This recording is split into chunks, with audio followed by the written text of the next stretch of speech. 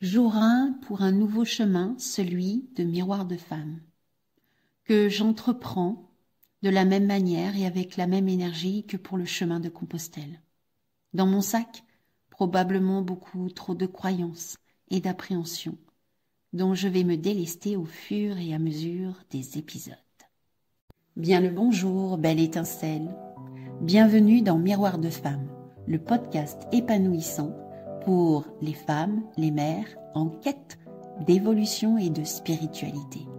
Je m'appelle Bénédicte. Je suis guide pour des voyages d'exploration intérieure grâce au miroir magique que le monde qui nous entoure nous offre.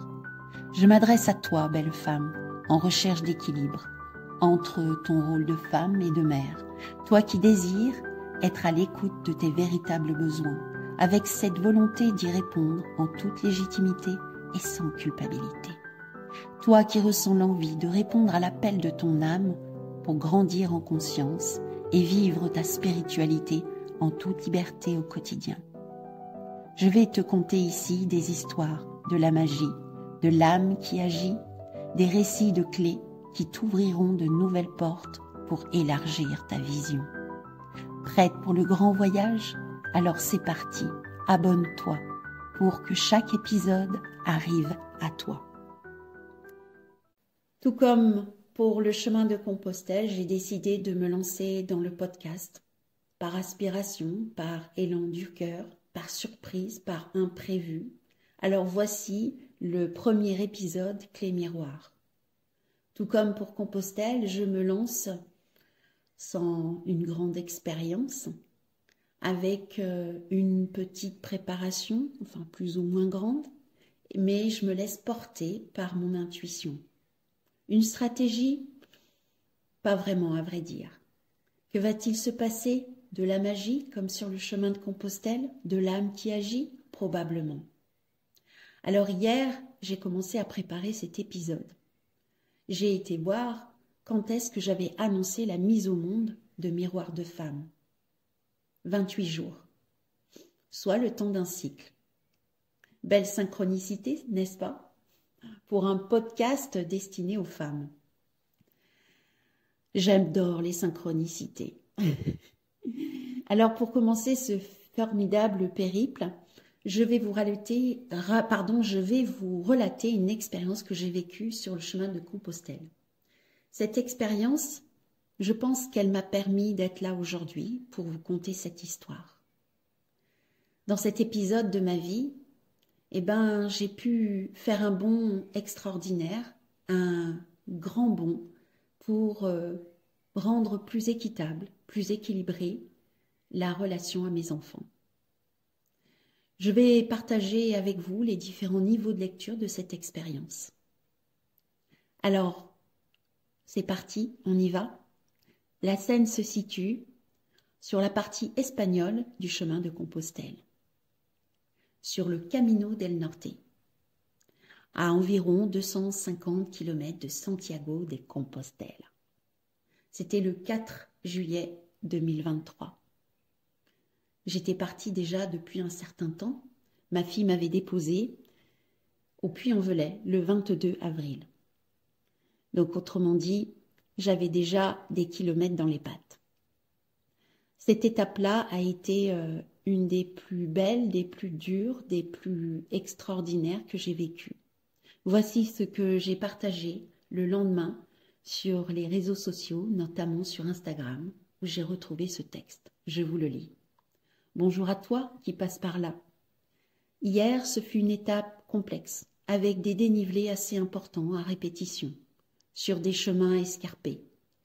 Il en a fallu passer par là pour découvrir des sites magnifiques, dans leur beauté sauvage.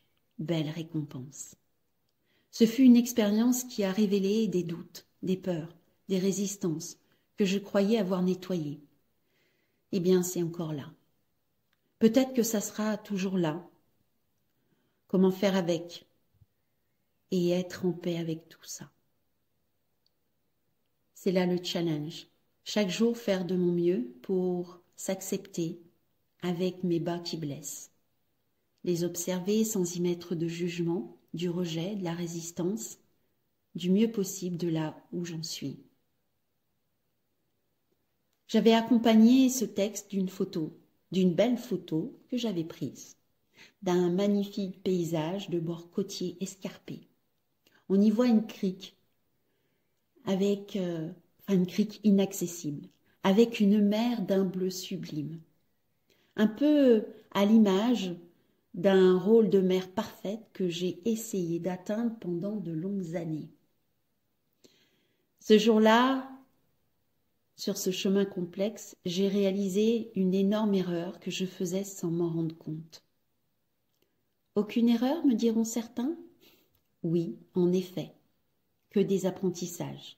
Pourtant, accepter que l'on fait des erreurs, que l'on se trompe, c'est aussi accepter sa vulnérabilité et grandir dans la compassion pour soi-même. Voilà où j'en suis maintenant. Je vous en dis plus. Comme pour chaque étape, la veille, je regardais le parcours pour le lendemain, pour prévoir le temps de pause, ou savoir il y avait des toilettes, où j'allais manger, repérer le lieu où j'allais dormir le lendemain soir. J'avais lu le descriptif de cette étape et on disait que c'était parmi les plus beaux paysages du Camino del Norte. Je m'en réjouissais d'avance et j'avais regardé la météo. Tout présageait une très belle et agréable journée.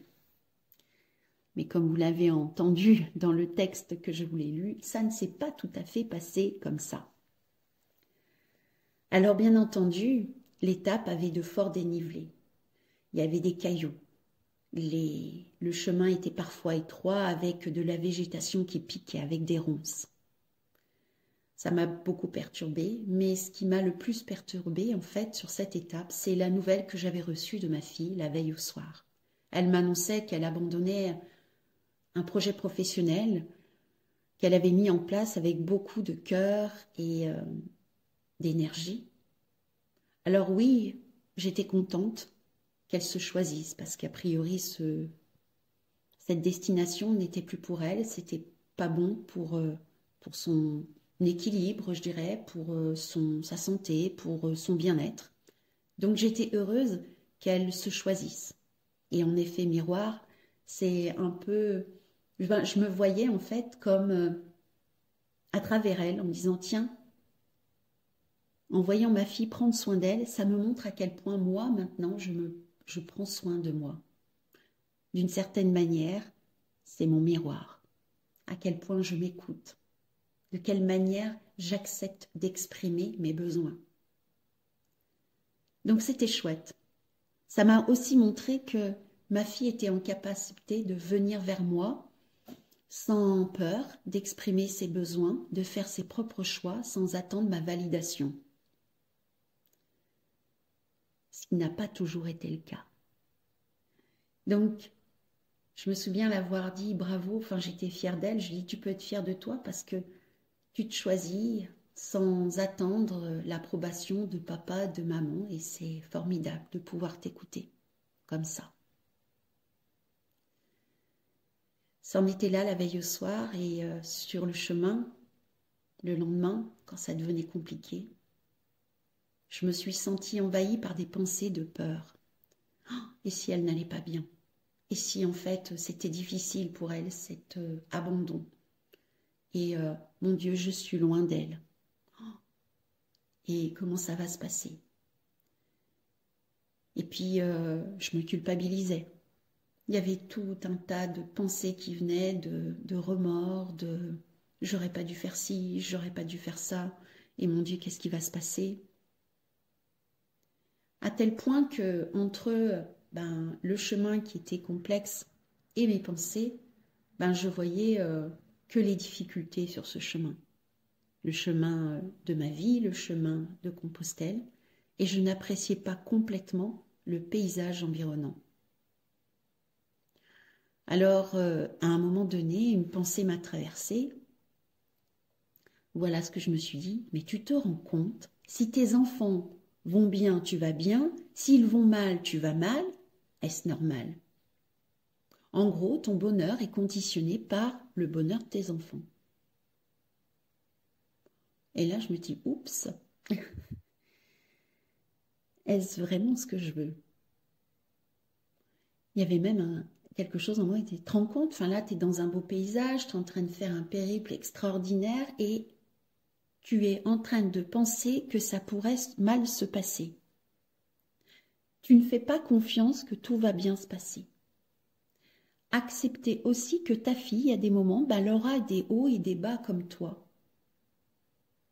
Accepter que elle va vivre sa vie, elle va vivre ses épreuves et que il y a des moments elle sera heureuse, des moments elle sera malheureuse et que c'est sa vie, ce n'est pas la tienne. Et là, je me suis dit, oh oui, mon bonheur est en fait calqué sur celui de mes enfants. Ce jour-là, j'ai décidé d'apprendre à être heureuse, d'avoir mon bonheur pour moi-même, sans être conditionnée par les éléments extérieurs.